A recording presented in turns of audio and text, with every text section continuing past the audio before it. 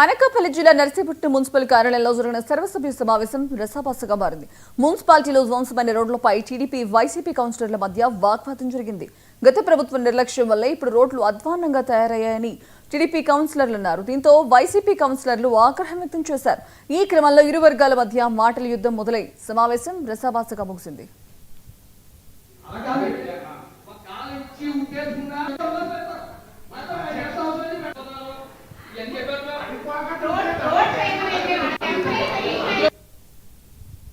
నేను 15వ వార్డు కౌన్సిలర్ని, అలాగే state joint secretary YSR party కూడా వ్యక్తిని.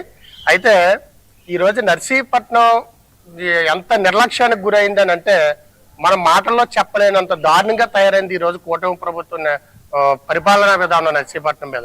ఆ రోజున నర్సీపట్నం ఏవైతే రోడ్లు ఉన్నాయో వెడల్పు చేయాలని గత ఎక్స్ఎమ్మెల్యే పెట్ల ఉమాశంకర్ గణేష్ గారు 100 ఫీట్ మొత్తం చేయాలని ఒక మంచి ఉద్దేశంతో, ప్రజలకు అవస్థలు ఉండకూడదని ఉద్దేశంతో ఆయన ఒక రోడ్డు నిర్మాణం చేపడితే ఆ రోజు ఏదైతే రోడ్డు చేసి ఉన్నారో ఆ రోజు కూడా రోడ్డు పూర్తి అవ్వకుండా ఈ రోజు ఉన్నటువంటి నాయకులు అడ్డుపడి అంతరాయం కలిగించి కంప్లీట్ కాకుండా చేయడానికి ఎన్నో ఇబ్బందులు పెట్టారు.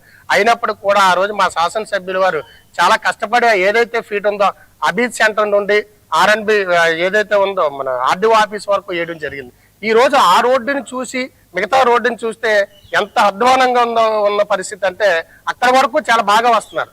అక్కడ నుండి చూస్తే పడుతూ లేస్తూ వచ్చే పరిస్థితి ఈ రోజు తయారైంది.